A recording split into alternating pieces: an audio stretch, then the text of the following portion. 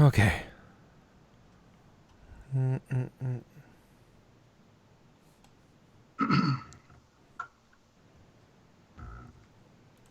to think if I'm going to pull this off without getting in trouble. Yeah. Yeah, I might have blown that. MACLUNKEY. What's that? MACLUNKEY.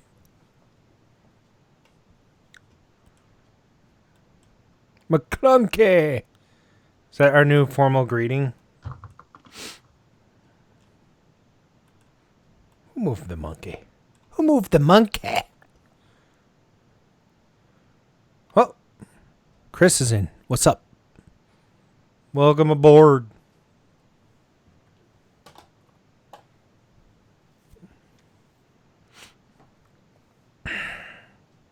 This will be a one-on-one tonight. Chris will ask us questions. There's some awesome games there. Are those like all errands? 104 games are errands games. I have one. I brought Hellfire, and I also bought a game that somebody brought. So I guess I have two games, Crystal Castles. Oh, you bought an upright? Crystal Castle Upright. I also bought a Teenage Mutant Ninja Turtle, but it was on route. Literally, the guy bought it. Todd bought it, picked it up from the route, and brought it here. Did not touch it, so it's like still has the smell of like pizza from the pizza place that it was at. So it's on my truck. There's already a Teenage Mutant Ninja Turtles here, and it has pre-play. Sorry, the band. That's right. Hey, why don't you show us that Crystal Castles? Oh, sure. Let me go over there. It's just see this very often. The mappy with purple hair. That's pretty nice. Okay, hold on. There we go. There, that's beautiful. That's in really great shape. It's in good shape. Yeah, the base is very nice, and when you turn it on, you get to put it in pre-play. You have to go into the settings. So I guess I got to do that for 2 days. And then here's my ice cold beer. No, I'm just kidding. It's not. One just went up for sale. Actually, Ty is selling his out here for $2,800. It looks beautiful. That's a good deal. Yeah, I should buy that. Hey, Brian, can I borrow $2,800? No, because I just... Is Susan listening to this?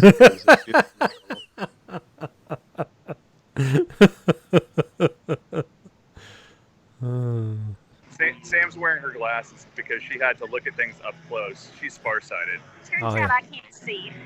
I think I need to go to the eye doctor. Yeah, that's generally what people do when they can't see.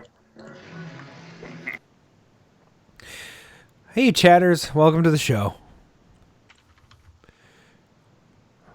Brian's itching to get on with this. We should probably at least let Mark do his what we're working on. Let's get this thing going, and then we'll talk about what we've been working on. I think that'd be a good start. So. Live from KOIR Studios in Minneapolis, Minnesota, this is Arcade Radio. Hello, Commander. Computer reporting. Intruder alert, intruder alert.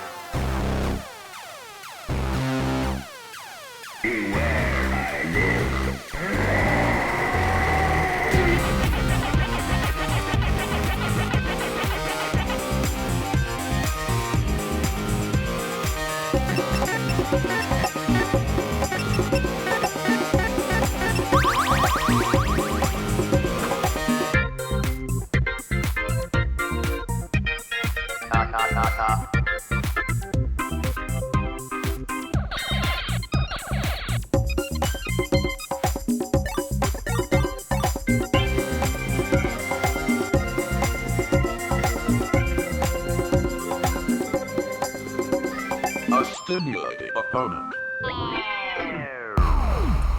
Well, hello there, and welcome to Season 4, Episode 3 of the Arcade Radio Podcast. Today is Thursday, November 14th, 2019, And the time is now approximately 7:20 p.m. Central. Thanks for joining us. This is your host, Adam Last Name's Man Here Stuff. I'm joined by my co-host, Mark, who's walking around in a hotel, and Paradise Arcade Shop proprietor and occasional Thanos body double of Bryan Thurston Howell III.com. Welcome to the show, everybody. Hey, how you doing? Pretty good. So no guests tonight, in case you're wondering. So we're going to be inviting you to think of things to ask us throughout the show. You just throw that out there in chat, whatever you want to do. Or you can call us on the game line, 612-548-GAME. So, Bryan, what have you been working on? Well, wait. Let's start with Mark, because he's walking around in a hotel. And he's got to tell us what he's doing. So. Well, hold on. Let me sit down a second. Somebody go before me. Okay. All right. Bryan, go. Well, we just had a big party at our house last week, so I was working on a few games. Got the Warlords cocktail working. I had to do a little bit of board work on there. Had a little bit of logic trouble. Got the Bone Busters reassembled and the linkages redone for the flippers. Had a problem with Tempest. What was the problem with Tempest? I can't even remember now. And my Rampart Sonic switcher, the Rampart board died. I cheated and fixed that by swapping out the Rampart board. Nice. That's always the easiest way to fix those. just if you have one laying around, you know. Yeah, exactly. I mean, I actually had one extra, and I got another one off KLOV just recently. So I now have 3 non-working ones sitting around that I'm going to be working on fixing. And let's see, what else did we do? Moved a bunch of games around. We got Cheyenne working. Had a logic problem on that one. Got Speed Freak into the house. Finally got that up from... by the way, I want to just say Speed Freak is a really awesome game. It is it is. Actually, that whole... So we've got our row back there now where I have Warrior, Speed Freak, War of the Worlds, and Ripoff all in a row, which is kind of this awesome row of Cinematronics, and I will now be adding a Tail Gunner to that row. As of 5 minutes ago. I love it. Yeah. You have a problem, Bryan. I may be dead when it gets there, because when someone finds out, if someone is listening to the podcast, which they hopefully are not. Too late. Yeah, 10 people watching. Can we see who those 10 people are? It reminds me of the time that I was... If a giant object flies from this side of the room and I just go down dead, you know that she's listening. Okay, here's a question for the 3 of us. Have you ever snuck a game into the house, and if so, which one? And how long did it take for it to get noticed? You go first, Bryan. I'm already in trouble. You want me to give up more secrets now? Okay. Well, I'm divorced from the person that caught me, so it doesn't matter. So I'm already dead. The one I snuck in actually was when we first moved back. I bought a Tron for $500. Yeah. And it literally was one of those. It was just the power supply. Okay. We fixed it. Worked great. But we were at the shop and we just set up the whole arcade, and I had my discs of Tron in there, and so Logan and I went and moved like 10 machines on either side of the row and slipped it right into the middle. Uh-huh. And it hasn't been noticed yet. That was 5 years ago. Welcome to the chat, Mike Page. So we got my story is about a Robotron cocktail, and I drove it promptly to the storage place and put it in there because I didn't want to get caught. And then I had a retro gaming party with consoles and arcade games, and when I had that, I pulled it out of the storage and hooked it up in the garage, and then it just made its way into the house. So Robotron cocktail. And that was like, I don't know, seems like decades ago, but it was like 8 years ago, 9 years ago. I guess it was a decade ago. What about you, Mark? Did you ever sneak a game in, or did you have to? I have not. My wife is always in on everything with me, which is, I guess, not normal. Yeah, I have that now, but I do get a little pushback. But, right. Well, I mean, I have bought something that she wanted and forgot to tell her about it. And so that was sort of like oh yeah, I bought a Tron Legacy, and she's like, what? You know, so it really wasn't a sneaking in type thing, but that would be kind of a fun. Like, I wonder if she'd notice. I'll have to try that one day. Just bring a game in. Yeah, so I've been working on a couple of things. I finally completed a Star Wars board set that I had been working on. I brought it over to Bryan's shop, and we tested it out, and it doesn't work. So that's great. So we're going to try to figure out what's wrong with that. And then I designed a new custom token for my arcade, and I'm having some samples made. And I also sent off my Journey boards for repair finally. So CD Jump should have those sometime next week. The insurance for that package was more than the actual cost to ship it. So, well, I insured it for what they're worth because, what am I going to do if they get lost or broken? Right? I can't find any more of those for you. So, Mark, you are working on something right now.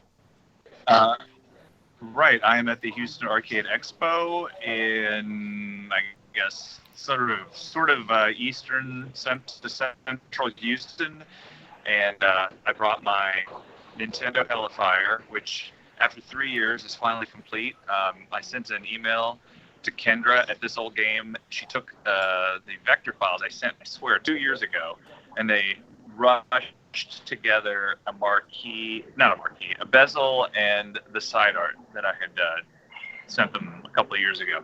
And so the cool thing about this is that side art, there is no Hellfire side art. I actually took the flyer, changed the perspective on it so that it was, flat, and then, based on what I could make out, created the side art, and it's pretty cool. It's pretty awesome.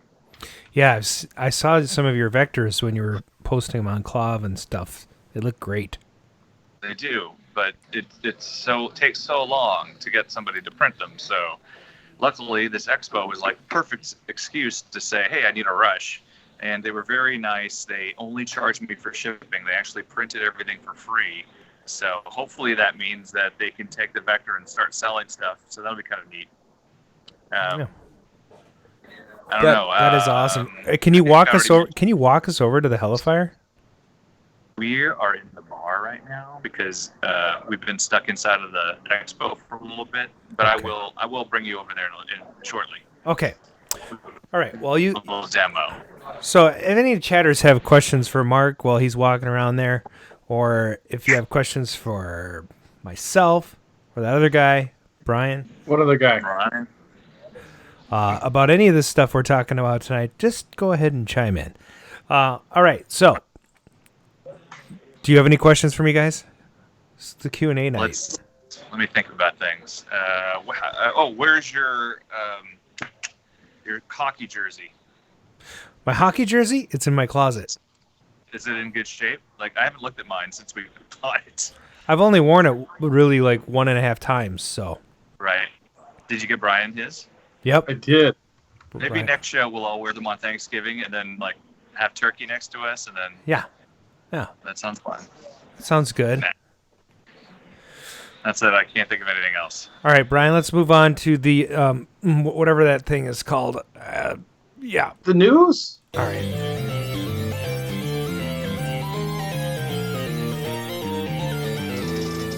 Good evening. The Arcade News, arcades, pinball, industry alumni, arcade openings, collecting, celebrities, world record holders, operators, coin-op, conventions, new products and gadgets, gamers. The Arcade News. I'm Bryan McLeod. I'm Adam Stevens. We get around to the And now, the Arcade News with Bryan McLeod.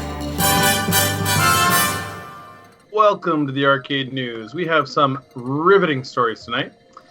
We're going to start at the top of this here. I've got a couple of stories. We had a couple extra because we don't have a guest tonight, so I thought we could spark some discussion as a part of this. The first one is from HyperBeast. So there is a new typography book that goes through the basically the typography that was and pixel faces that were done with the different arcade games and through kind of the arcade game era. It is a definitive guide to 70s, 80s, and early 90s game pixel typography. It's the first book of its kind. Omagari exhaustively researched this and gathered 250 pixel typefaces to be redrawn and categorized by style. So this book kind of harkens back to a lot of the typography used in games like Super Sprint, Pac-Man, Afterburner, Marble Madness, Shinobi, as well as a number of other games.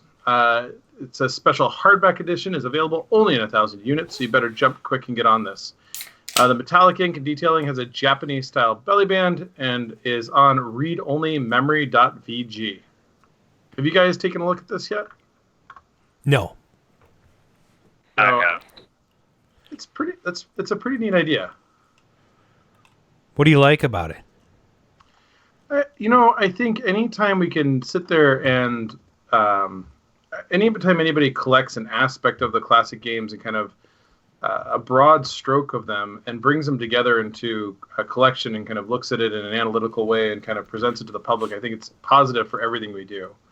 When these things come up, I like when people pull stuff together instead of a specific book on a specific game or a specific aspect of a game. And so this really pulls a lot of different aspects of what the art and what people enjoyed about the art at the time was. So I think that's neat. And who's publishing this again? It is on readonlymemory.vg and written by, doesn't say who the publisher is specifically. Toshio Magari. Toshio Magari and designed by Leo Field.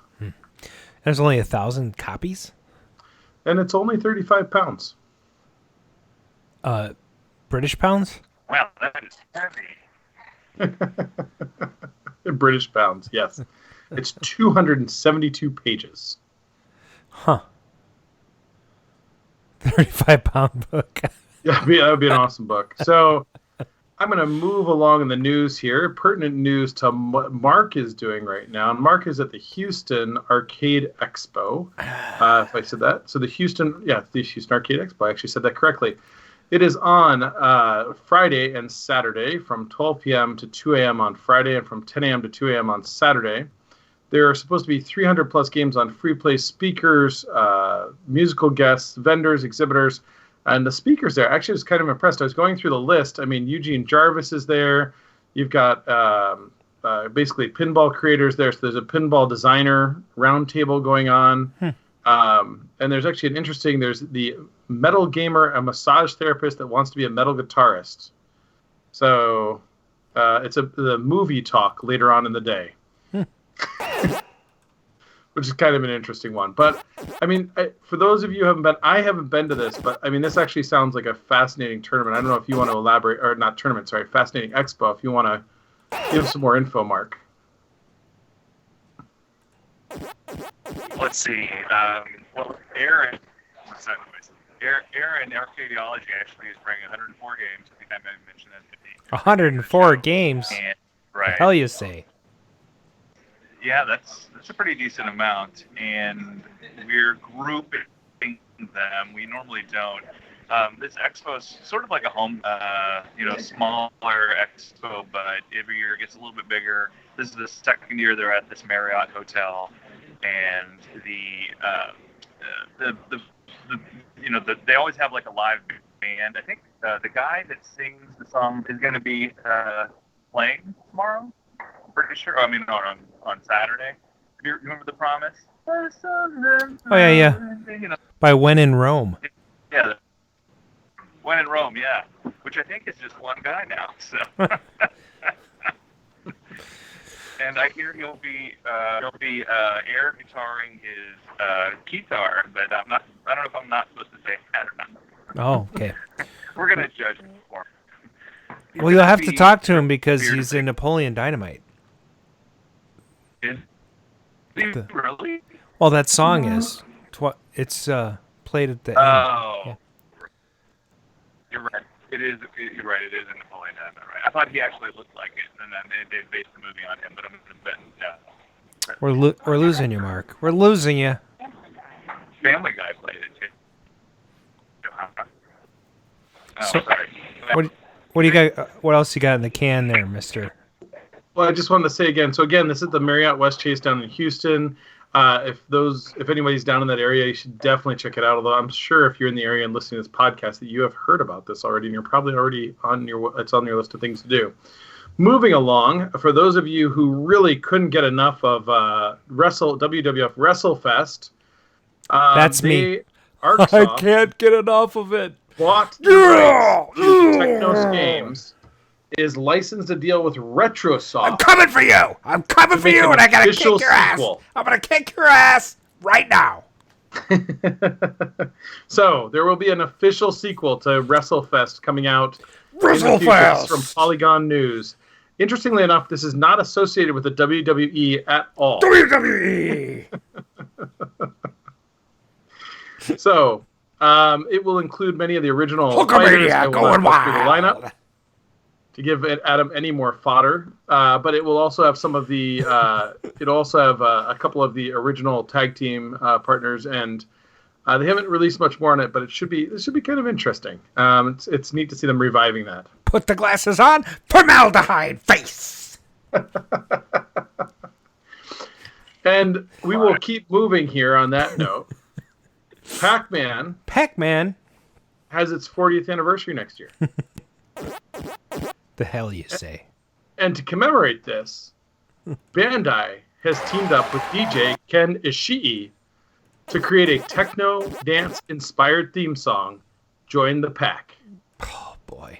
I can't wait to hear this. I bet it's amazing. I bet it's fantastic. Oh boy. So far, I'm familiar with the tune.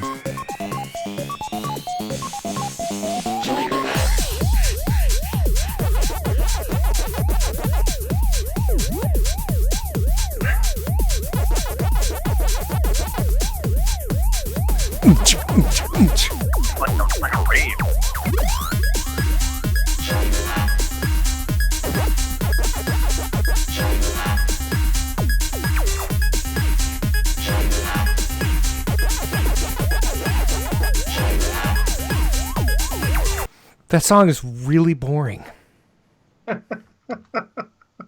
It's so boring. I could have written it. Everybody here is looking at me. Yeah, that was terrible. That was the worst. Wait, here, let's listen a little bit more.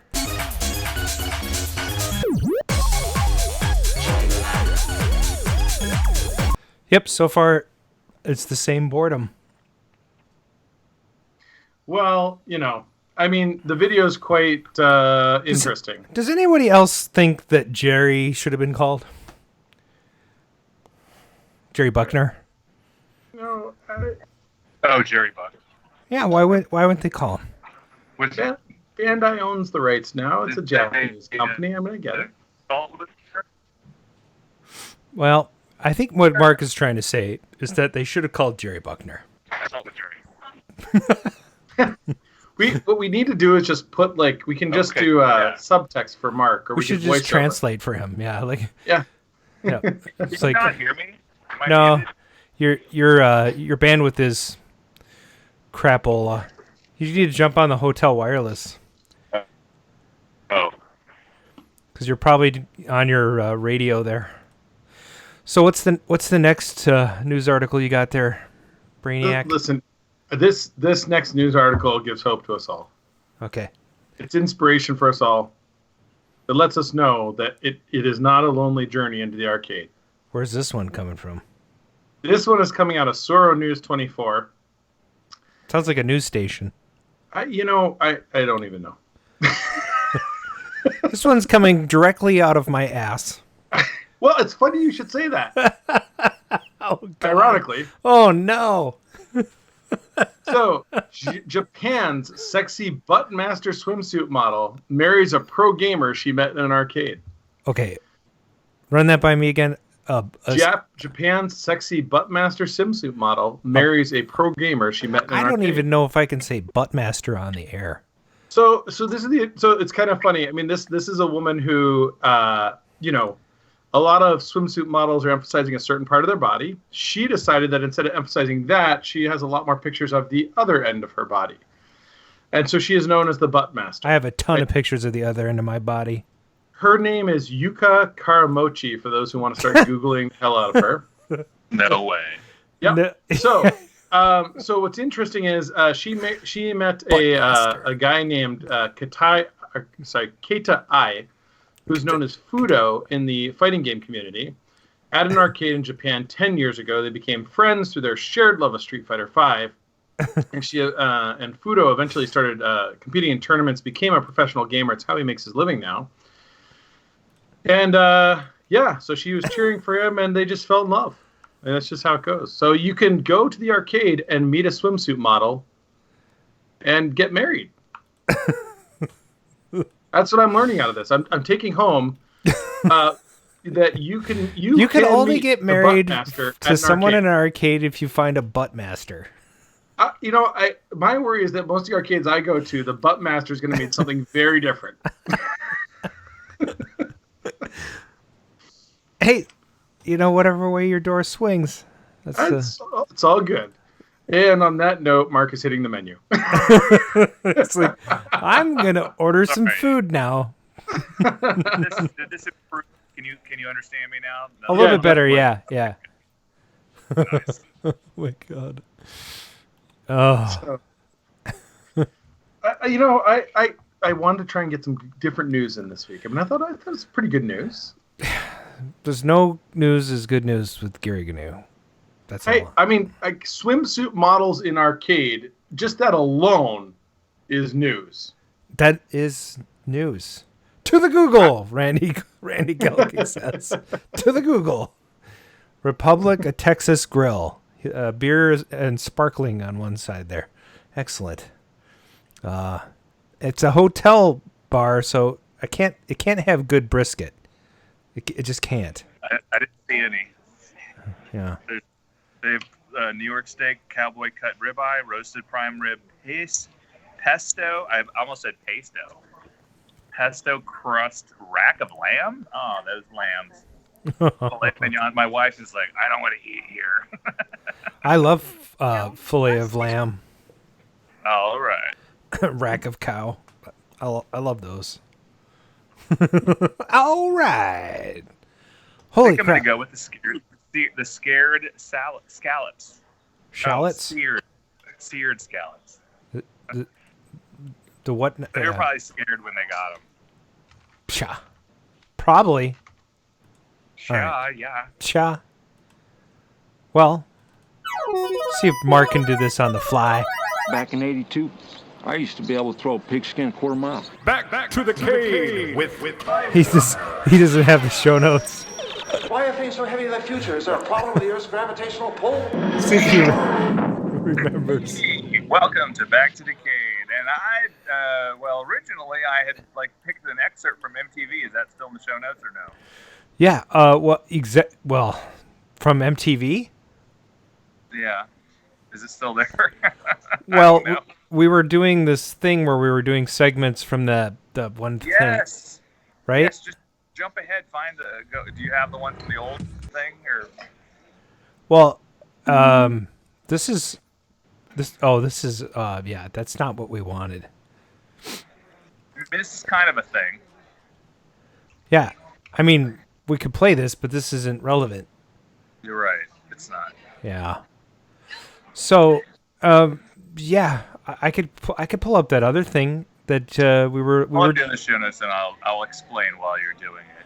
Okay. Yeah. So what we do is we get an old 80s news show like 2020 or Nightline, and we take the article they made about how the people who played arcade games were totally weird, and we play that little excerpt of that little news segment, and then we judge them, and decide how wrong they were or stupid, Then and then we kind of are very smug for at least 15 minutes. For at least 15 minutes. Yeah. Even though the segment is probably I don't know, 2 minutes, right? Yes. So, I think I think we're somewhere around here. So here we go. Games people play. Created new industries like these video game books. how to win video games, the secret of video game superstars. The video game industry has now Wait, I think we played this one. its own motion picture, Tron, where a young computer genius is trying Didn't we play to this break into one? a massive computer system. I think you have to go beyond like 4 minutes. Memories is the evidence. Oh yeah, So we the played young this computer because this genius is the tries memories. And gets zapped by a ray gun right into the machine. All right. Because of the fierce competition among video game Here we companies, Taito requested we do not use last names. But Rex is working with Mark on a new game called Toasters and Chainsaws. Toasters and Mark is chainsaws. computing that what will one. appear That's on a the big screen. Rex is using a computer to synthesize the sound you will hear when the game hits the arcades. It is Wait a hours and second. hours of hard Hold it. Okay, we need to put this in the chat. I'm gonna put this in the chat because I can. Right? Is it okay if I Why, put is it in there, the like, chat? a video? Sure, why not? Here we go. So if you guys want to see this, if you go to 514, I'm just going to play this clip one more time. And here we go. Under so much pressure, company executives asked us not to spend too much time shooting the factory for fear it would slow the workers. That gives you some idea how competitive the business is. Incidentally, the Ballard These guys are working Company on is the Tron same one who machines. gave us Pac-Man, Ms. Pac-Man, Space Invaders, Defenders, and Asteroids. On the average, it can take up to 2 years and several $100,000 to get a video game from the drawing board to the arcade. In between, unless there you're are making secret ET. testing locations and programming changes. We go by what we call what's in the cash box. You know, the cash, like I mentioned, the cash What's in the box is a cash cool box? mistress. That's not what's in the Jack juke. Middle is president of Taito America. This is a company that first had Space Invaders until it sold the license to Bally. Sometimes this can get a little confusing. Taito let us videotape in a room called Deep Engineering. Without being overdramatic about the whole thing, this is the most secure room in the plant. This is where the game gets its life and personality from computer programmers. Because of the fierce Computer competition among programmers. video game companies, Taito requested we do not use last names. But Rex is working with Mark on a new game called Toasters and Chainsaws. Mark is computing what will appear on the screen. Rex is using a computer to synthesize the sound you will hear when the game hits the arcades. Okay, so at 520 they show that that clip of that game, and it's not chainsaws and toasters. And What is it? it's that the train robber game where the train goes along and you have a horse. Oh, yeah, Gunsmoke or something? Guns. Or? Yeah, we played it at Grinkers. Yeah, Grinkers, right. Oh, Yeah. man, how would they have called it Coasters? That's totally not the same game. They just put that footage in there because they had it. I mean, these are really cool footage. You guys should check this out, chatters. It's pretty sweet. You know, That's weird. when you're not listening to our show. What's in the box? Steve Taki's asking, what's in the box? What's in the box? My wife's head. Haha, no, wait. What's in the box? Oh, yeah. So anyway, I suppose that we should probably move on to the next segment. Oh, yeah, what's in the juke? Oh. What's in the juke?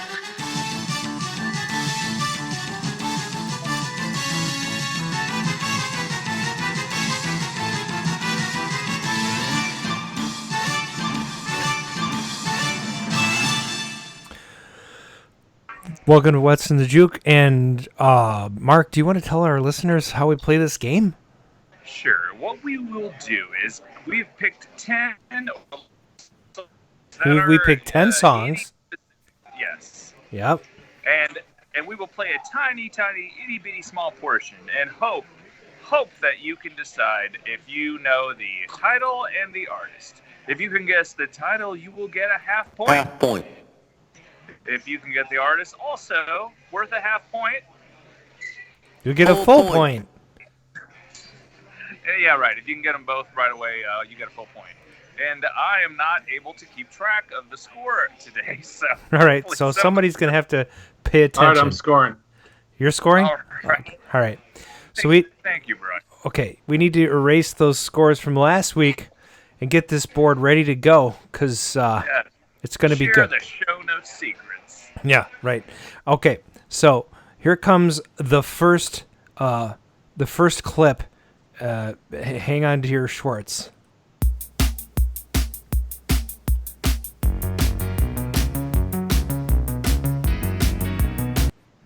This song was the anthem for 102.9 WLTE in the Twin Cities for a long time. No way. Yeah. Which he's not considered that genre, but apparently they played this on that channel. It is Steppin' Out by Joe Jackson. And yeah, so that is who got that? Andy Baldwin. Andy Baldwin with Joe Jackson, and Casey got Steppin' Out. So Casey is in the game. Andy and Casey are neck and neck. This could be good tonight, you know? This could be really good. Thanks for joining. All right, here comes the next track. This one might be a little harder.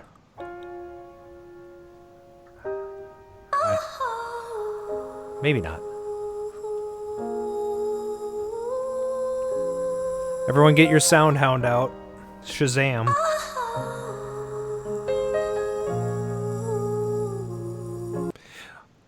Oh, I just figured out how they're all related. Yeah? Oh, you did? Yeah. Okay, here we go again.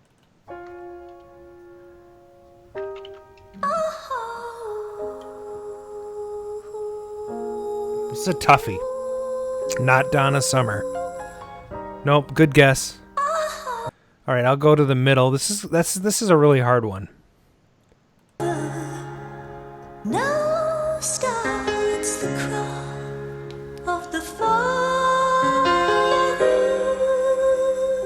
Now, I'm going to just have to give this up because this was not a top 40 hit. I don't know how Mark found this song. If you were a pensive teen, you would have known. It is Kate Bush. Andy Baldwin got Kate Bush. There you go. Oh my gosh. All right, Andy. I feel your point. Not Amy Grant. Kate Bush. Casey also guessed just a little behind Andy. Yeah, that is Kate Bush. Play a little bit more. I know you have a little life in you yet. I know you have a lot of strength left. I know you have a little life in you yet. I know you have a lot of strength. If you were a John Hughes movie buff, you're going to end up knowing this song. Kevin Bacon and Elizabeth McGovern, right? Yeah. Yep. That was a good movie. That was like a tearjerker. It was it's got a kind of a little of a twist ending too, if you ask me. But yeah. So that was not Life in the End. Okay, so that was Kate Bush, This Woman's Work from She's Having a Baby. Okay. All right, next track.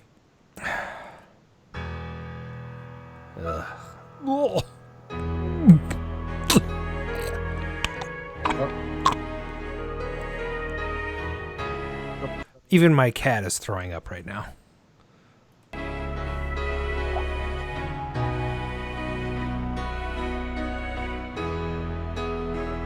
Yep. So Chris, Mr. Peabody, Guns N' Roses, and Randy Gelking, November Rain. Those guys each get a half point. Half point. Nice. Yeah, now we got a good game going. Right? All right, here comes the next track.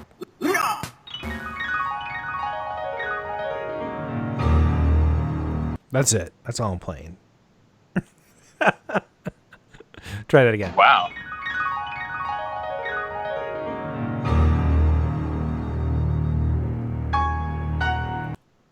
Liberace. No. That's a good guess.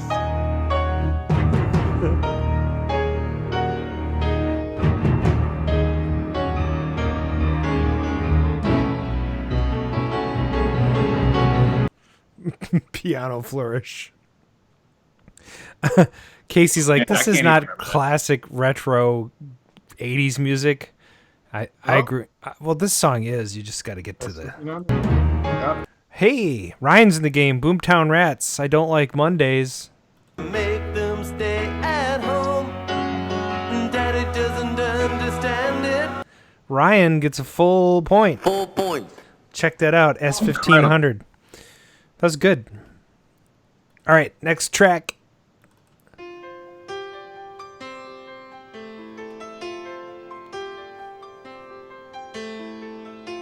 Put on my blue suede shoes and boarded the plane.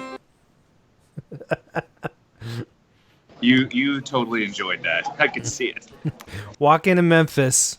Andy Baldwin, Casey Relford has gone to sleep. And Andy Baldwin gets Marcone as well. So Andy gets a full point. All right, cool. Next track. Hang on, Casey. It gets better. It really does. But not before it gets worse.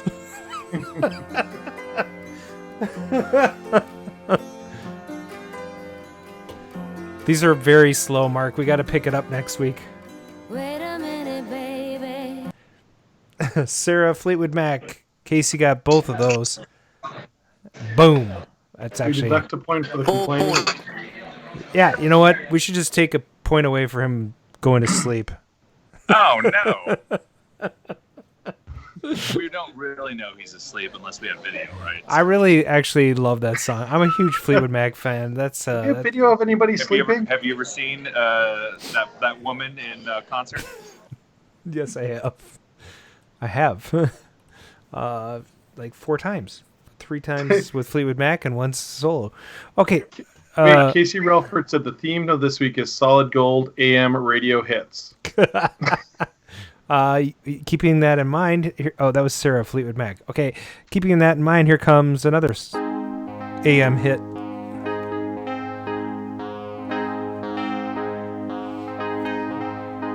It was an early morning yesterday. Yesterday. I was up before the dawn. And I really have enjoyed my stay. Enjoyed my stay. That is Supertramp. Not moving on. It is Goodbye Stranger. Who got that? Casey got the whole thing? Casey got it again. Oh, jeez. He's just... Got both. He just woke up and he's taking over the AM radio. All right. That's it. If you don't get this, then we'll stop playing everything. Queen, Bohemian Rhapsody. Damn it, it was not the answer, but that was close. He got Queen right after it. Yeah, Andy Baldwin. And he gets a full point. Because he got them both. That's pretty good. All right, here we go. That's it.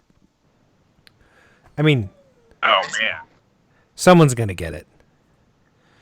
And it'll be That's not enough Casey. for me. I'm predicting Casey. No, it's Andy.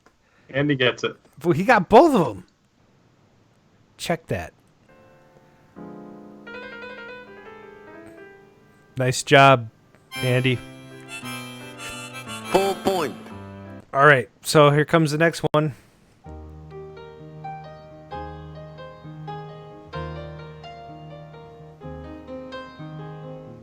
It's a little bit funny.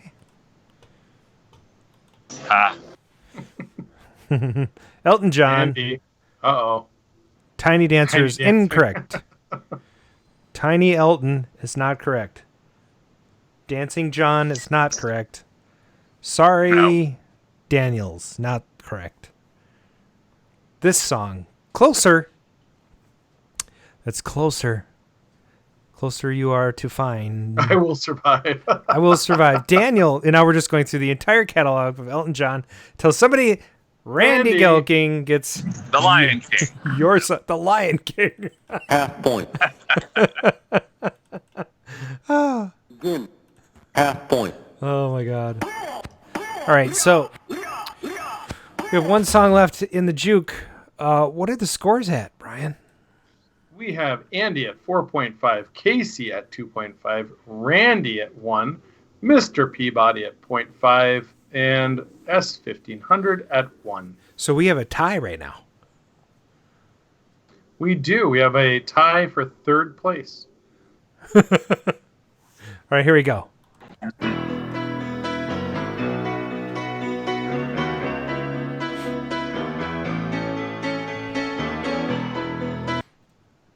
I have no idea. Journey. Oh. Journey. Journeys. Don't stop believing. Andy Baldwin gets a full point. Did he? I believe so. You want to verify? Yeah, yep. Full point. I have to take it away. You know what? I saw Casey's first. I'm going to have to take it away. There we go. I mean, Andy it was Journey. Yeah. No, I gave Andy credit for Journey, but I saw Casey's Don't Stop Believing before. Don't Stop Bevelin, I guess. Bevelin? Bevelin. Bevelin?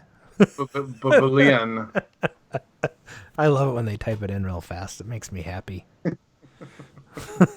So give us the winner of this week is... The winner this week is Andy Baldwin. Oh. Second place, Casey Relford with 2.5. That is... And a tie between Randy and S1500 at 1 point. Mr. Peabody bringing up the rear in fourth place. Yeah, that's good job, everybody. Did a great job. Flag fails.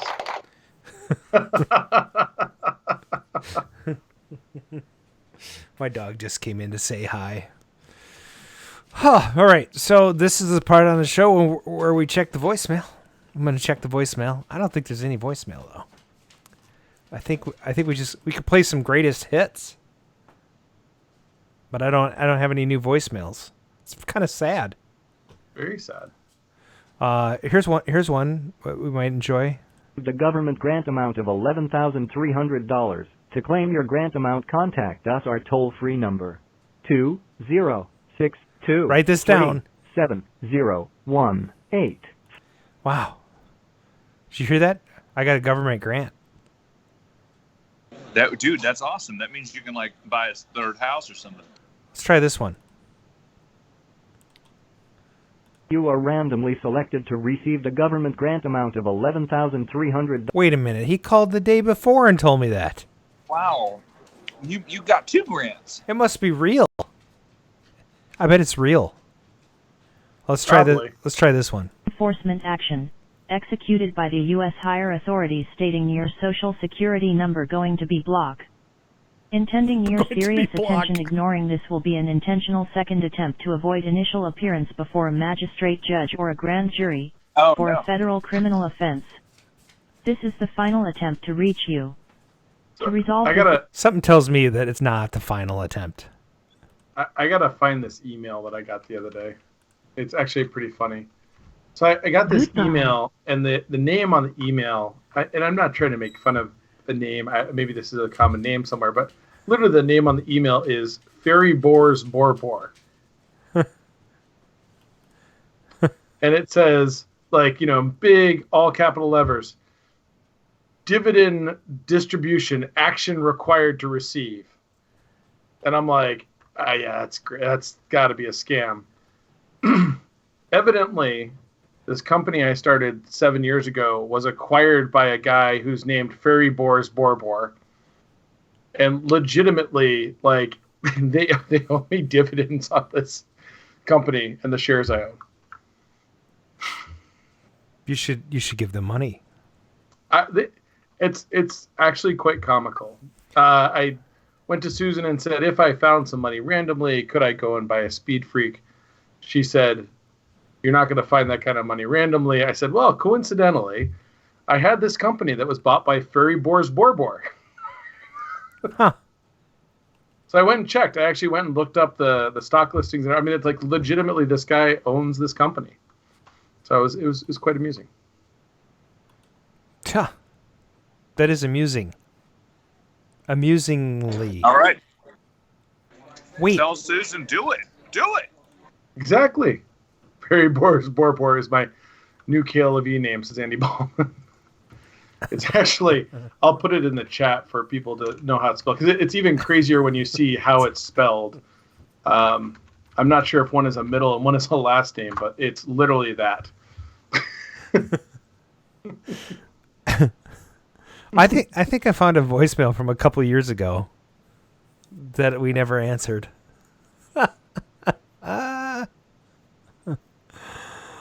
We've been on the air for 2 years. Oh my God. 3.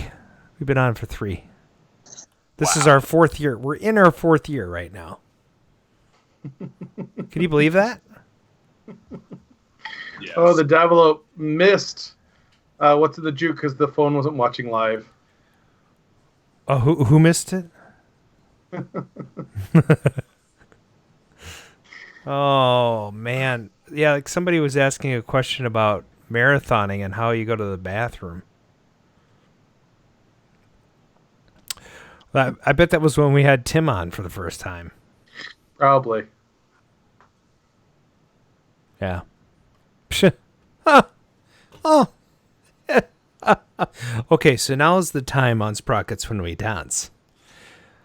I'm looking through the chat here. We got the Davelope, Andy Ballman, the Davelope, Randy Gelking, the Davelope, Brian Armitage. Brian, you're in the chat. I know. You're in. Hey, and Made Just Stupid. Get it? Made Just Stupid. That's like the other person that was on that had a funny name that I can't remember or should not probably repeat. I kept pronouncing it incorrectly on purpose because it was a bad name. But you have to do that sometimes. All right, so a question for you. Brian, what project do you have right now that you want to get done? What do I have that I want to get done? I actually got a couple of fun things going on. Yeah.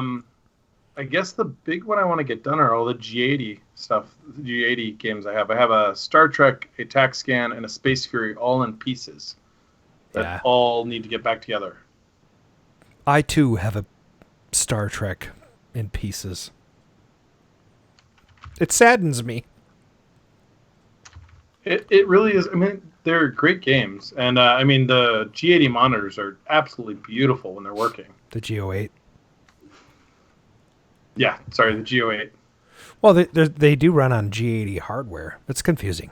It really is. That is true. It's lots of letters and numbers, and, you just throw them around. G80, G08, blah, blah, blah. Disconnect the counter. That's all I know. Disconnect the counter. What do you have that you're working on now, Adam? Well, like I said, I sent off my journey boards. So the next step is to rebuild the power supply in that bad boy. So that's what I'm probably going to work on since the winter has already come here in Minnesota. We had like 2 weeks of summer and I think a week of fall. And now we have like 12 months of winter coming. You're going to have to make a GIF of the side of your journey so you can truly appreciate the metallic sparkle of it. Yeah, when you see it in person, it's pretty. It's pretty. It's gonna need an action GIF. You have to move a little bit, create this whole art thing so that you can actually see what's going on. And I don't know if I told this on the air, but that thing got a new paint job. It's gonna be the $1 million journey. So it looks really good. Yeah, it's cool. And I also need to send off the T-molding because I talked to the T-molding guys over at tmolding.com, and they said that they would probably reproduce the original color. So I'm going to send them nice a sample along with theirs so they can compare them. And then they said even if there's not a huge demand, they might still run it. So is the one on mine? I wonder where Chris got the one on mine. Is it not quite right? No, there's a light blue. There's a light blue that's available that is close-ish, but it's not the right color. I haven't put the two of them next to each other to see. You should. The original Journey is more aquamarine kind of. It's not. Okay. It's not really the light blue that, unless somebody replaced the T-molding on your other one, which is possible. That is true. Well, probably not. I mean, the band. Oh, Journey's Journey? Yeah, no, they shoved didn't. in a storage locker. And you'll know right away because it's that flat stuff, Yeah. Are they going to do it flat for you, or are you going to complain about it? No, I'm just going to complain about it. I wish that somebody would make all that stuff. Why isn't there a flat T-molding, black, leather? I mean, there's so many games that use that flat, like Atari. They had all that. I don't know. This should be flat T-molding. Only one person makes it for the Donkey Kong, and that's it. So the Mage is Stupid is Tyler. Oh, is it? Hey, Yeah.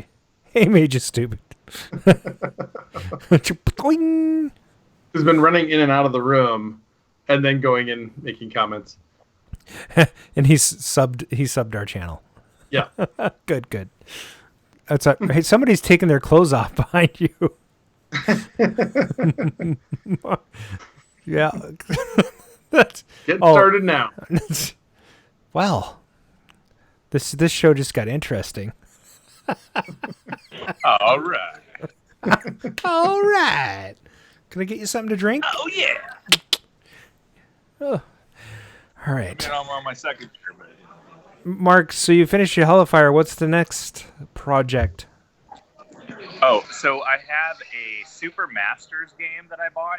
It's a System 24, I think, Sega, and it has it's one of those games with a floppy disk and an FD something or other 1094 CPU that has like the little battery in it. So I made some friends with this guy in New Zealand and North Carolina. Well, two guys, I guess. And I have a decrypted copy of the floppy, and I need to put in a regular 68,000 or 68. Yeah, I think it's 68,000 CPU. So that's in my garage, and literally everything is perfect except for the fact that the FD CPU chip loss, it's suicided itself. So anyway, I'm trying to revive that. That would be kind of cool. I got that for $100. It was at a some roadside dude that was just selling garbage. I mean, he had a lot of terrible things, and but he had the game, and I wish I'd been there earlier. He had 6 other games that he had sold before I'd gotten there, but you know what? You just never know who has games and what's the deal behind them. This guy had gotten them from an estate sale and sat on them for a couple of years. So that's kind of fun. I think I'm excited about that. And this System 24 is also common in the Hot Rod 4-player Hot Rod game that I have. Nice. So hopefully that'll get me my learning curve on the whole how to fix this System 64 game, System 24 game, right? Hey, this beer is very strong. I'm sorry. Andy says, "Move your head, Mark." Just a little to the left. Is it too big? I can't tell what's going on. Do you like my mustache? No. Yes. Hey, I have a question for you guys. Yeah. There's this little part I got from Arcade Shop. You see it? Oh, the sink cleaner. Yeah. Why'd you buy that? That's a good question. I'd like you guys to tell me why I bought this, because I don't remember. Did you buy it after the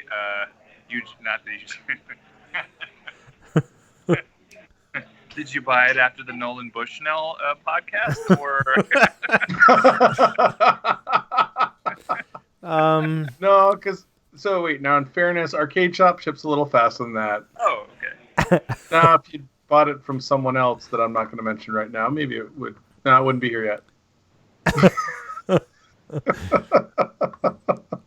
Yeah, so this thing, it's a J-Rock sink cleaner. So it eliminates sink issues generated by some PCBs and ensures a proper composite sync signal is sent to the monitor.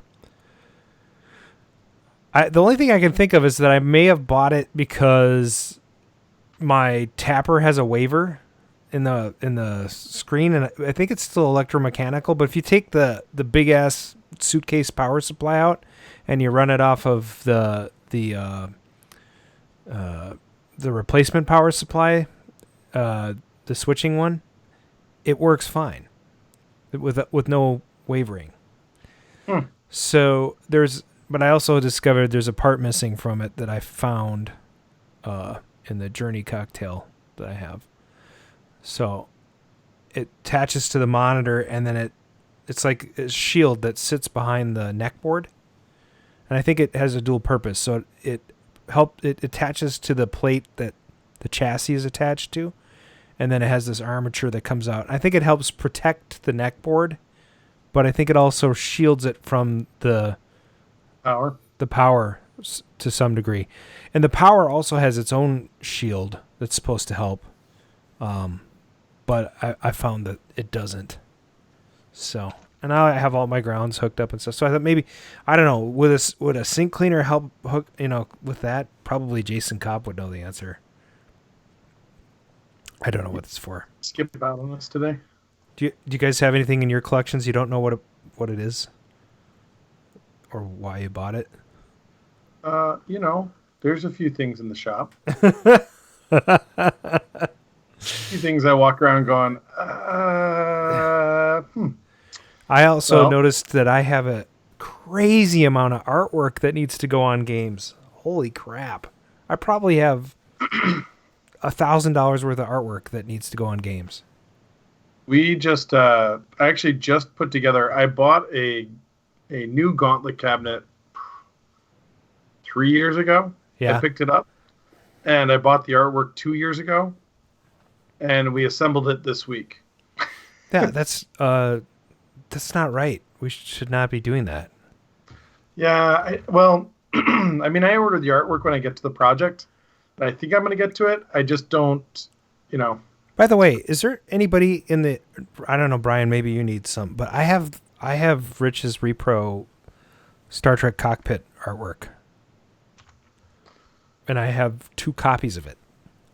Oh, I may need that because I may be picking up another cockpit, but it's been converted. Oh man. Well, and I also have 2 spare extra sides for the cockpit that have been restored to bright white. They look great. That paint on them is phenomenal. Yeah, it's automotive paint. Yeah, and it's high test enamel. You can wax it.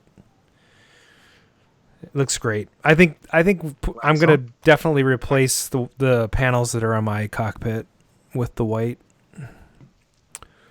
But yeah, the white really stands out. I mean, it really pops. You showed me those panels when we were in your storage unit, and yeah. And if there's anybody else looking for something like that, they should contact me. If you have a Star Trek cockpit that needs parts, I have a lot of stuff. Because I had to part one out. I have a Star Trek cockpit that needs parts. Well, this has been easier than I thought. I beat everybody else because of the lag. Yeah, we should have Mark's a little. Muted, so he can't ask. Oh yeah, he's muted. Well, he doesn't want a Star Trek cockpit anyway. Wait, I do. No, wait. You know what? I want an upright because the first time I ever saw the Star Trek arcade game was on Starcade. Oh yeah. And I was convinced that the voice is Spock. Don't you think that he sounds a lot like Spock? Welcome aboard, Captain. I think that or Sulu, one of the. Well, actually, right. what the guy that says now entering sector, that sounds like Spock. I do have an upgrade. Who's saying welcome aboard? I'm sorry, Brian. What? I thought Sulu said welcome aboard. I do have an upgrade I'm getting rid of. Oh, okay. I'll be right over. The dedicated? Well, it's an asteroids conversion. Okay. So it looks kind of like the dedicated. Is that the one you got from our Iowa friend? I saw Fetish Boy actually had one just like that, right? Yeah. Did you see that? Yeah. It looks must have been a pretty common conversion. No, so he has the dedicated. So asteroids. So the asteroids cabinet looks very similar to the dedicated one, but they're a little bit different. And so I don't know. I mean, the one I have is an asteroids. It has the owl eye door, so it's a really nice asteroids cabinet. It just was converted over. But the converted one and the real one look very similar. I see. Hey, that reminded me, and this is like a sidebar, but has anybody got Disney Plus and watched The Mandalorian yet? No, but I did watch Star Wars A New Hope that they changed, which they added the word MACLUNKEY to. Yeah, I actually just played it and zoomed up to that part, and I guess that means you're going to meet your maker or something. I guess they were like, how come he knows that he's going to get shot, Han Solo, So they were like, oh, Greedo has to actually like threaten him with some words first. So they added more words, and I heard George Lucas added this like at least 7 years ago, and they just didn't have a release. But when Disney bought Fox, it was just sort of like, you know, yeah, if you want to close that, it just sort of like, you know, carried itself along. Now it's interesting that you bring that up because one of the holdups for the re-release of the unfettered original trilogy was that Fox owns partial rights to the original movie. Right. So that's not a problem anymore. So they definitely could. Also, that scene has changed. They didn't just add the word McClunkey or whatever it is. They made them both shoot first. Did you notice that?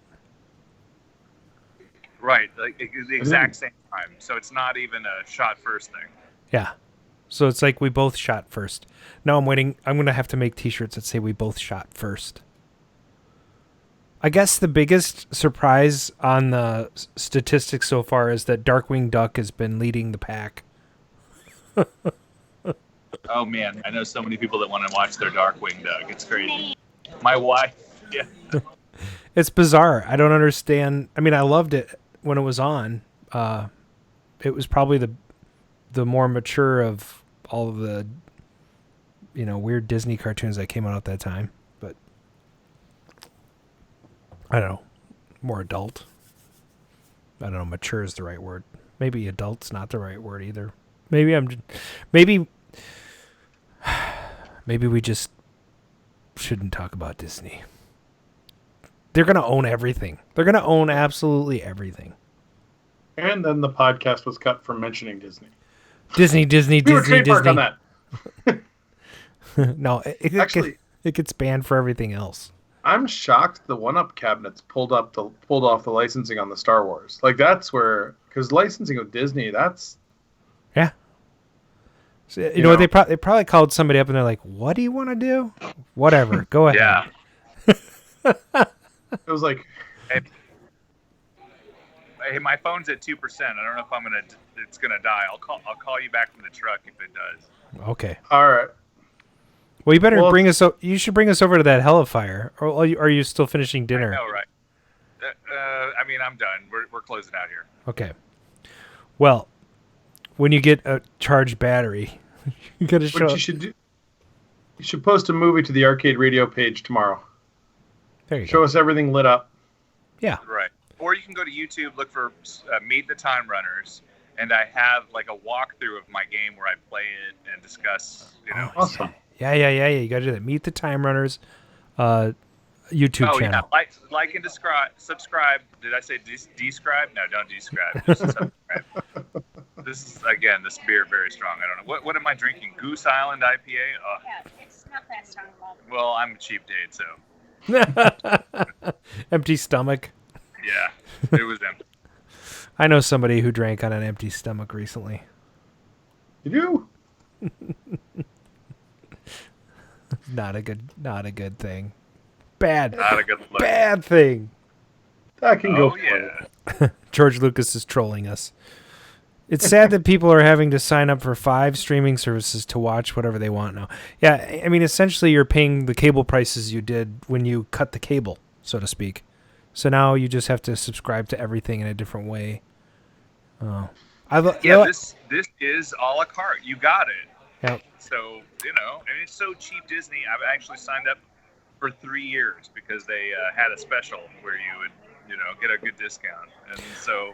Yeah, I signed up for the bundle, so I have Hulu, ESPN, and Disney for $12.99 a month. Which oh my God, that's awesome! It's a pretty good deal. And tonight, usually Friday at 1 a.m. is when they release the new episodes. So there will be another episode when we wake up in the morning. Of The Mandalorian? Yes. I heard there's another series coming out called The Metachlorian. It's about the cool guy. Some midi-chlorians. You got your midi-chlorians in my soup.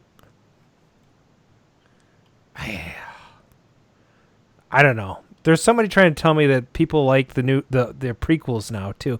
I think people have just gone insane. I think that's what the problem is. I don't know. You're not addicted to Jar Jar? No, but now that you said that, I want to make a song, Addicted to Jar Jar. And I should. You're going to have to face it, you're addicted to Jar Jar. Yeah, it'll be good. Here's a picture of Happy Chef. There you go. Makes everybody happy. Happy little chef. All right, Brian, what's your next question? My next question? Yep. What was the last game you played in your collection? That is a good question. It was Defender. I've been super stoked about the dumb high score save thing I put in there, the NVRAM, and fixing it all up. So I've had a renewed interest in a game that I hated as a kid. So, and I've gotten up to 16,000 points. That's just insane. That's pretty good. So after the party, somebody came up to me and they said, Defender's like impossible to play. You had all these people that hadn't played games before, and it's like, well, it's not a super easy game to just sit down and play with. Now ask me what game I played in your collection last. All right, what game did you play in my collection last? A Food Fight Cocktail. Fun game. Ooh. Yeah. So when I was at your party, I played the Food Fight Cocktail. I played what's your new driver? Speed Freak. Speed Freak. I played Rip Off. Because I'm never going to get these games. So, and I like them. Rip Off's not Speed Freak was a little tough to find, and that was not cheap. And I've War of the Worlds, which I still think War of the Worlds is bloody awesome. Hey, Mark, mute. The animations on War of the Worlds are just they're really cool. Yeah, it's like that's so cool. And so actually, and Mr. Peabody commented that the Omega Race was fun. Yeah, I played that too. I played the other game that I played was this really crappy game called Exterminator. I'm moving it into your basement. Oh, good. I'd love to see you do that. It won't even fit. It's so weirdly long. I mean, I kind of blew it. I just Chris was there. He watched me. I tried to play it. It's unplayable. It's an unplayable game with an awesome cabinet. It's terrible. Even Warren admits it. Even the programmer admits that there are problems with that game, and he would love to talk to us about them. Well, you should write some new code for it. Here's a weird question. Jeff Lee worked on the artwork for that game, right? For Gottlieb. Brian Colin. No. Yeah. No. I thought Brian did, didn't he? No, Jeff Lee. Gottlieb. Yeah. So, right. Okay. Yeah, I believe so. Yeah, I looked it up.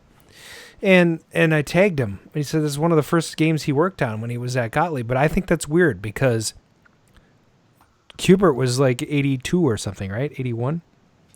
I thought. Look it up. Maybe they both worked on it. I thought he did some of the it was like one of those things. I don't know. Maybe I'm probably goofing it up. Well, they're both nice guys. They are. And it is a funky game. It's a little bit different. It does have a very different play. It's not something that is just obvious how to play it. In fact, a lot of the people go up to play it at the party, look at me, and they're like, what the hell do you do with this? Right. So it might get replaced. Premier Technology Exterminator. Maybe it wasn't Jeff Lee. Now I'm confused. It was one of the last games they did, right?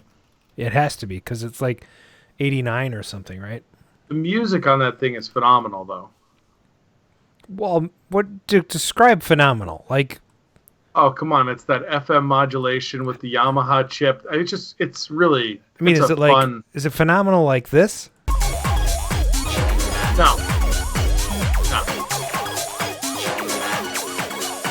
Come on. Come on.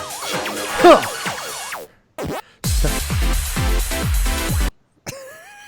That is such a crappy song for the 40th anniversary of Pac-Man. It's gonna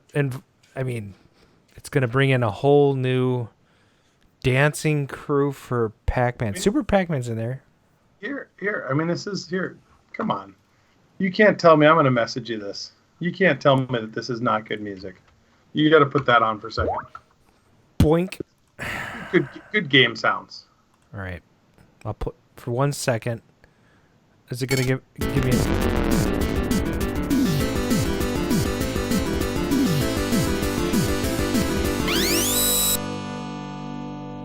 Yeah, it's good music.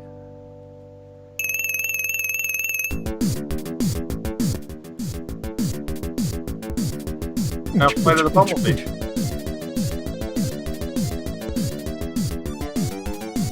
Yeah, it's pretty good. Yeah. So, 1989. That's the year Batman came out. What killed me was pulling the Black Knight 2000 out of the basement. Because I love the sounds on that pinball. Yeah, but you have a good lineup down there. High Speed. You got Pinbot, Bride of Pinbot. What's the other one? I debated pulling Pinbot instead of Black Knight 2000, but when I looked at the two, Black Knight 2000 was working less well than Pinbot. Yeah. Neither of them are 100%. I need somebody to help me with my playfield swap on my Xenon. That's a project that I need to get done because that stupid playfield was a lot of money. They aren't cheap. The best observation at the party, though. So Ted Hooper came up from Chicago. Walks in the back Ted. Room, yeah. Walks in the back room and goes, "So you made the Spy Hunter seats, and your Spy Hunter doesn't have one." Yeah, exactly. Well, I think I said the same exact thing. You know what the Spy Hunter needs? A new seat. Yes, it definitely does. Although I'll tell you, the kids were like addicted to Spy Hunter. It was hilarious because Spy Hunter didn't have free play. So I'm at the bar at one of the hall, and like every 10 minutes, the kids would come running down the hallway and, "Can you credit up Spy Hunter?" And I'd go down the hall and credit it up again. It only takes 9, is that right? It takes 9 at a time, and then they'd play it out, and then I'd head back down there, and yeah. I wonder why MCRs only took 9. It's weird. Tron did the same thing. It's I don't know. I did put the free play mods into Journey. Yeah. I put the free play mod into Wacko, and actually I'm gonna pull up this list here. Have you ever done any of the ROM free play stuff? Sorry, I was just reading the chat. Chris was saying Adam got a better score when he stopped playing Exterminator. It's true. I walked away and his score was like tripled. I'm sorry. What did you say? So I put the Matt Osborne sent me the ROMs for Journey, Wacko, and Satan's Hollow. Okay. And you could swap over the ROMs and make them free play. Well, that's yeah. Well, there aren't free play modes in those. I guess there's a couple of different Tron revisions. You can get free plays for those two, but you have to have the right. I don't know how it works, but free plays I did that, and then I tried to do Spy Hunter, but it failed miserably. And the other thing I did was I didn't get a chance to put the Simpsons Tapper ROMs in. I was going to convert the Tapper to Simpsons Tapper. Yeah, that would be cool. So that replaces all the sprites in Tapper with sprites from Simpsons characters. Yeah. You can look that up on YouTube. It's pretty cool. I mean, who did that? I don't remember offhand. I'd have to look that up. Wasn't it Matt? I don't think that one was Matt. Okay. But somebody had to put a lot of work into it. I was actually kind of disappointed, though, because you go to the Shake the Can scene, and they did the sprite for the Duff can, but then they left the Budweiser logo in the background. Have to complain about free stuff. Yeah, but if you're gonna do something, you know, do it right. Go all in. It's like the guy who did Pauline. You know, just reverse everything, change all the sprites from handbags to hammers and whatnot. Yeah, I don't know. So that was a big party. It was fun. A lot of wet kids in the pool. There were. Running around, slippery little devils. There were. It was enough planning that I actually had an Excel sheet for a schedule of what games I had to fix and work on and move around. How many games do you have in your house right now? 40, I think. 40. With pins and games. There's like 15 in the back room. There's it's like another 6 or 7 and maybe even 8 in the gun shooting room. Hey, so Mr. Peabody just said that my Donkey Kong joystick was messed. Yeah. I wonder why. I bought it from a guy who doesn't care much about his games. That's why. It just sells crap. It actually you haven't paid that guy, so I wouldn't complain too much. So I've got a trade that I'm trading Adam with for that game, and I honestly brought that in and was just happy I got that to the house in time. I didn't put this on at the party, but that does have the Deranged and the remix in it. Oh, you just had to hold down the buttons. Yep, and it would have changed. That joystick is really easy to fix. So well, I have an extra one sitting at the shop. I just need to grab it and throw it in there. It's one of those yes, I know. But the funny thing is that 99% of the people wouldn't recognize that. And you know what? The joystick in the Arcade SD is the Sanwa JLF, which I still say, and there's a lot of people who will probably shoot me for saying this, that if you're going to do a multicade, one of the best joysticks to put in a multicade is the Sanwa JLF with an octagon gate, because you can play 4-way, 8-way. It feels really nice. I really enjoy that stick. We even have short shafts to make it the length of a cocktail. Huh. I think did Andy Baldwin make me a Donkey Kong joystick? I can't remember. Somebody did from the chat. I think it was Andy. That's one of those things I have to find on the shelf at the shop. I literally have 4 or 5 Nintendo joysticks, but I don't have many Nintendos, and this is the first Donkey Kong I've owned. I've never owned a Donkey Kong. It's a super cute Donkey Kong. It's a cabaret. It is. Although I may end up having to pull it out if I finish off my Junior. You should put it in your office. It's wood grain. It fits perfect. It would fit with the office. Well, but the Junior is the one that I have that I bought off that guy that he put all 4 board sets in it. Yeah. Well, I put 3 board sets, and so we added a 4th. So. Yeah, that Junior is really nice. Super nice. And it switches between it literally has every rendition of Donkey Kong available and all the ROM swap games available on the same cabinet, all on original hardware. It's a really neat setup. Yeah, where can you get it's not a JAMA. Where do you get the multi-Kong adapter? Vector Labs? There's 2 switchers that you can get. One of them is from Vector Labs, and the other one is Jim Riddle is working on one and has one that should be out soon. And Mike's Arcade has a JAMA adapter. They don't have the Donkey Kong adapter, right? Well, I think Mike's Arcade has a switcher, but I think it does 2 boards. But both Vector and Jim have ones that will do 4 boards. So in order to get all the ones, so it has Donkey Kong 3, Donkey Kong Jr. with the Donkey Kong Jr. remix, and then you have the Donkey Kong with the remix Deranged and whatever, and then there's the Donkey Kong 2, or Donkey Kong 2, Donkey Kong Pauline. So... And go ahead. No, I was just going to say that the Donkey Kong switcher from Vector Labs ends up getting expensive really quick. It does. A Nintendo DK4 game switcher, because there's adapters, right? You have to buy the right adapter. They all have the same plug. But you do have to buy the adapters to plug into each one. Yes. They don't all have the same plug, though, if you don't... if you have a 4-board stack, right? I would have to check. Yeah. I thought they were the same, but I would have to check. like the power supply for the 4-board has all those dangly wires on it.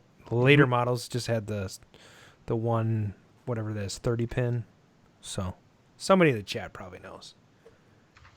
So are you selling joysticks right now? I am. Well, I was asked a question. What were you asked? Questions. I was asked. So Mr. Peabody asked if we sell the Sanwa JLFs in Paradise, and yes, we do. That's actually the most common fight stick. So if people are watching Evo or any other fighter game competitions, what they use most of the time there are Sanwa JLFs. Korean sticks have actually become more popular recently, which is kind of ironic because Korean sticks are grommet-based. So the fighting guys are starting to like swing back in the direction of going to grommet-based sticks. Is there because they feel better? So the originally the Koreans were playing them, and most of the grommet-based sticks are Korean, and they felt they were better for three-dimensional fighters like Tekken, which was very popular in Korea. But now people are swinging that over more to Street Fighter and some of the other games. The funny thing is that the company Crown produces a silent stick with a grommet, and a lot of the companies that do silent sticks use a reed switch, which is like a little micro switch with a reed switch in it. And Crown decided to use leafs. Okay. And so they're actively producing a leaf switch joystick with grommets in it, like currently being produced. It feels awesome.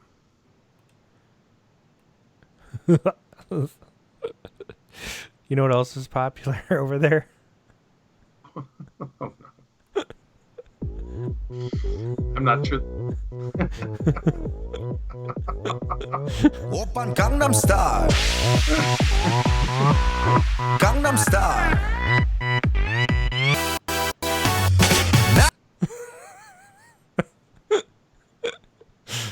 Give you a little K-pop to go with your grommet joystick. No! Hey, come on, it's not as bad as the Pac-Man song. Oh, wait, they're the same song. Somebody's got to do a mashup of that.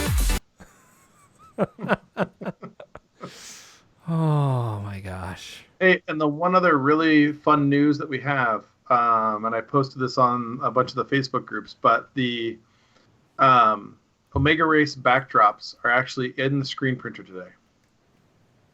And so I'm going to be picking up all the Omega Race cockpit backdrops tomorrow. Those got started in May. Well, so yeah, it got started in May. I had somebody do the vector rendering, and they kind of did about 90% of it. Then someone else said they would take over the rest, and I don't do Illustrator well. And so somebody else said they'd take over the rest, and they said I'll get to it next week. I'll get to it next week for about 2 months. And then finally I said, look, you're not doing it. It's fine, but let me have someone else do it. Someone else volunteered to do it.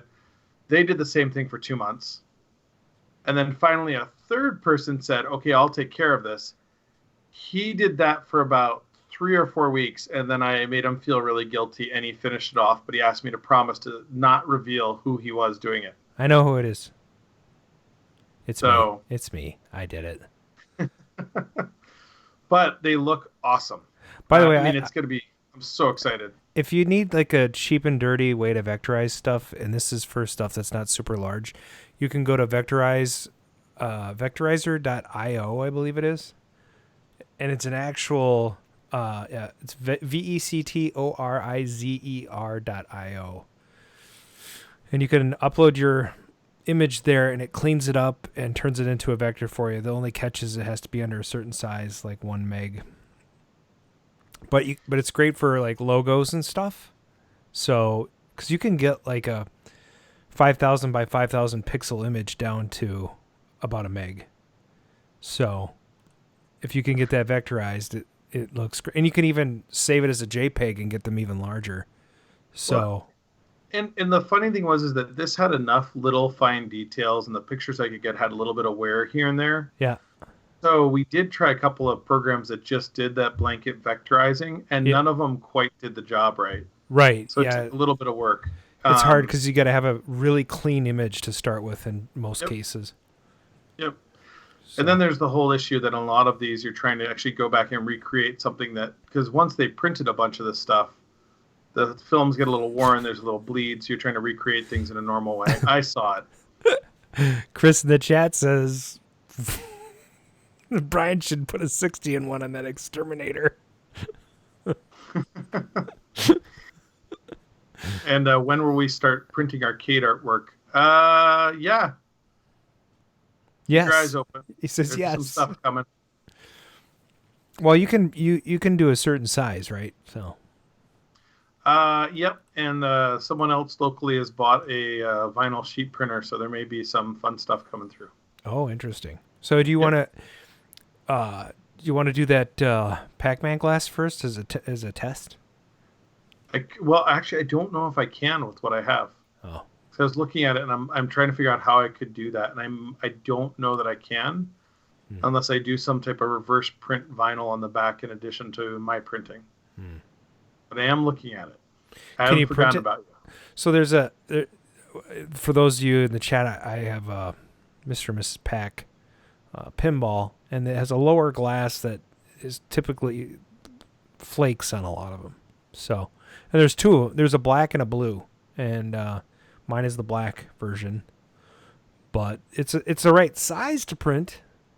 So, but there's some backlit elements. That's what he's talking about. He'd have to layer, and then maybe, I don't know if you could print like a layer of silver over the back or white.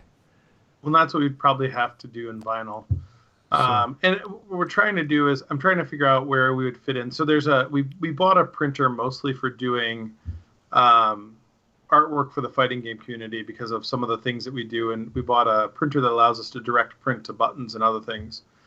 And so that was the main goal. But then there's some projects we're doing on the side like this Omega Race backdrop and a few other silk screening projects that may come soon hereafter that fill some gaps out in the community that people aren't doing. We're not looking to go and this whole war over artwork out in the community just drives me insane.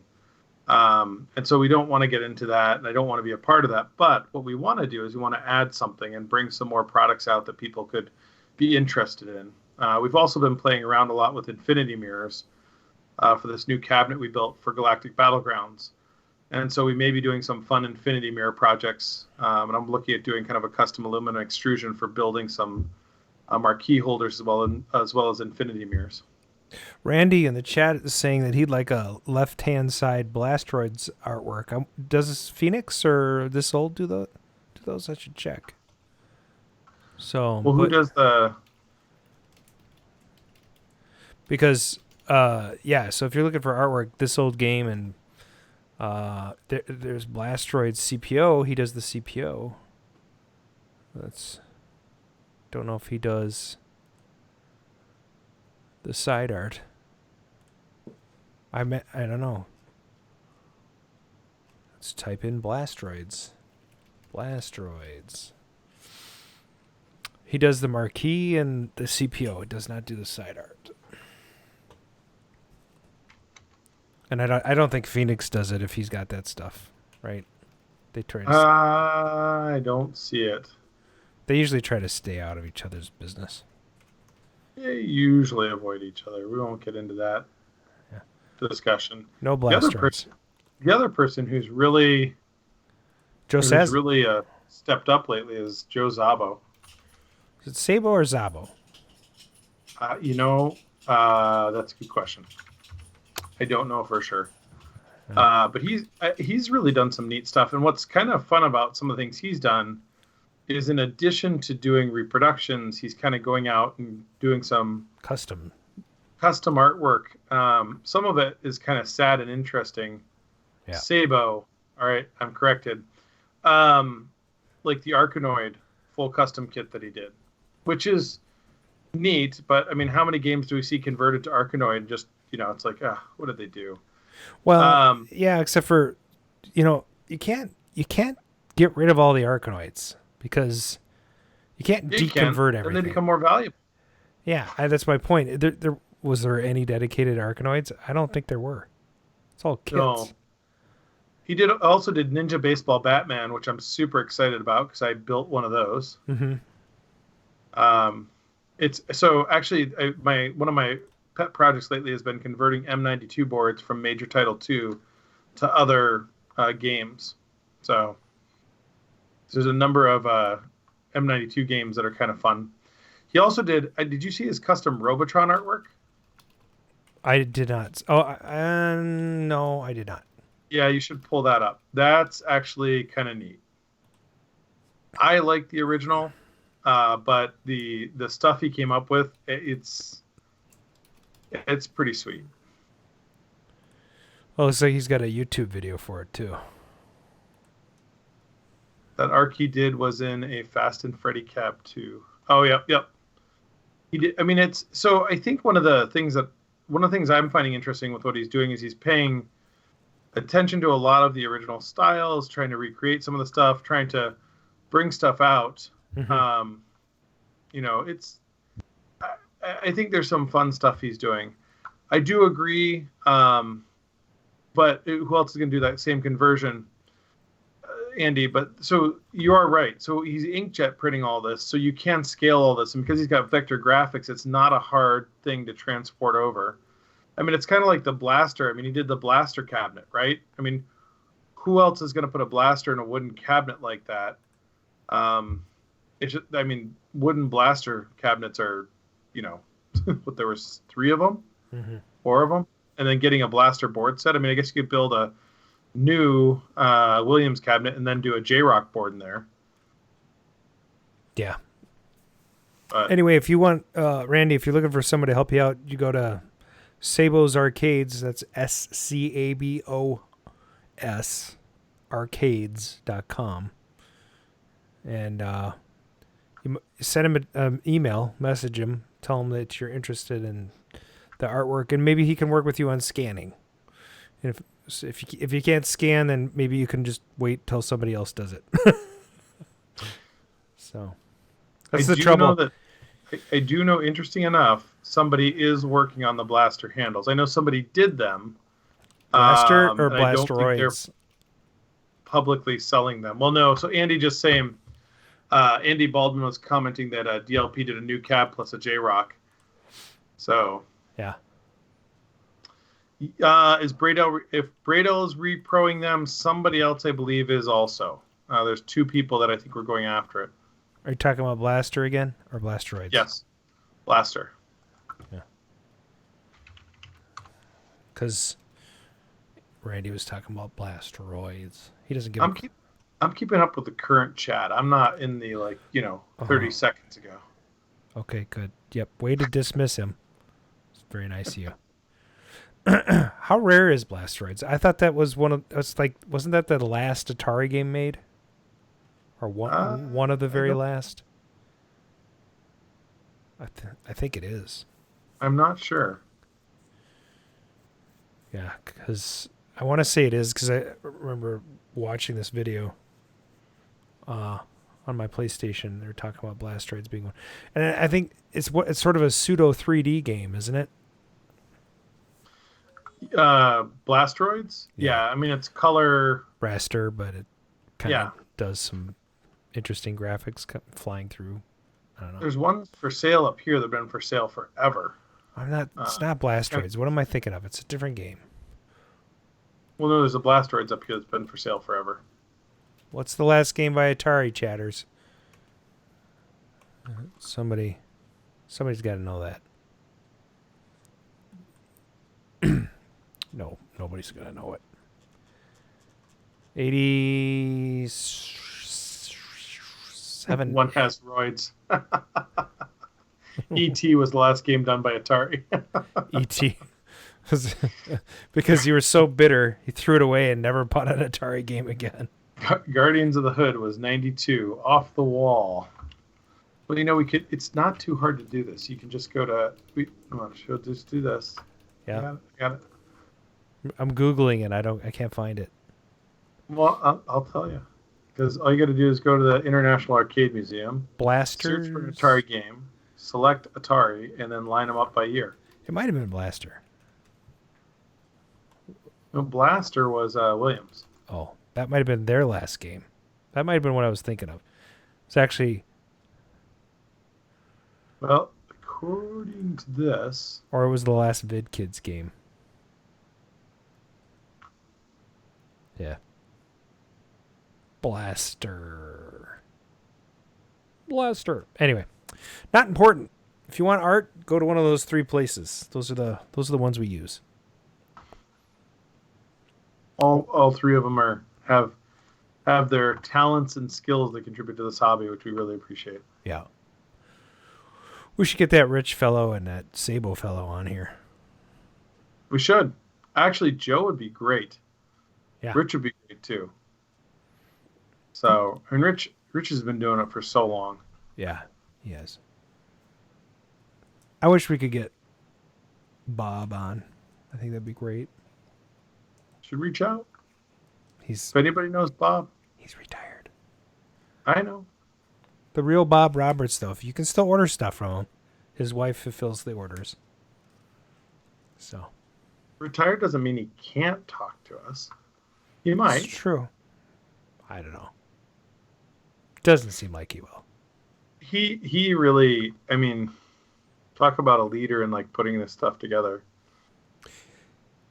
I think probably every person that has a Clav account has bought something from Bob. Yeah. Yep. At some point. At least everyone who has a Clav account, like before that, established their account before 2010. You know. Yeah. That's probably a more fair statement.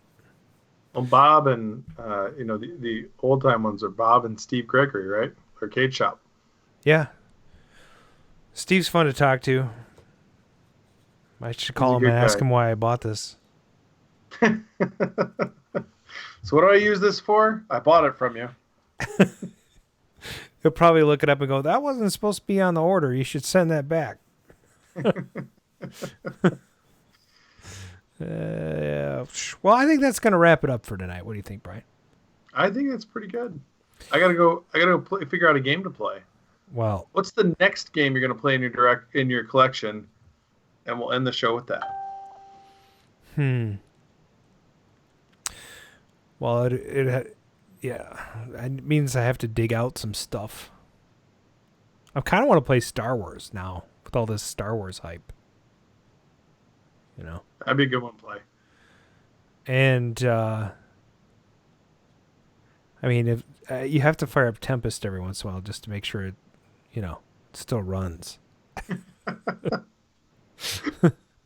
I blew out the 7-amp fuse at the party, so I've got to replace that. Oh, that sounds like an AR2 waiting to die. You should probably do some cap work on it. And I've got a couple 7-amp fuses. We'll go through those first. Don't rebuild anything. Just let it all die. Then you put an 8-amp fuse in. Just put a shell casing in there. Hey, I have picture proof that shell casings work very well. 22 shell casings work very well for replacing fuses. I mean, why not? At least they were spent. All right, chatters. Thanks for listening in. This has been the Double R's. That is Arcade Radio.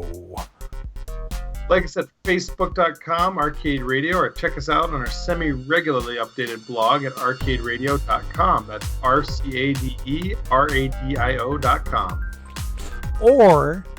Or you can call and leave us some comments and questions on the game line, 612-548-GAME. We're not joking. You need to call. Subscribe to our YouTube channel and click the notification bell, just like Made You Stupid did. So you'll know when we're streaming live. Oh yeah. Did you know I had to categorize our podcast today to say that it's not for children? It's a new thing for YouTube creators. I wonder what if you had to do that, 10 years ago. I wonder if Markiplier would still be around. I don't know. Yeah. So you can also subscribe to us on our podcast on Anchor FM, iTunes, Google Play, whatever you listen to podcasts on, iHeartRadio, Spotify. That's going to be it for the show, though. So from our team, that's Arcade Radio. We hope you had a great time, and we'll see you on the next episode. Yeah. Well, you know, this is the time when I take my pants off.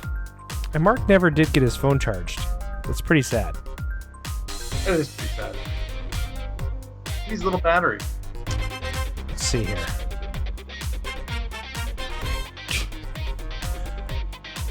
Then an AR2, an adapter for a cell phone charger.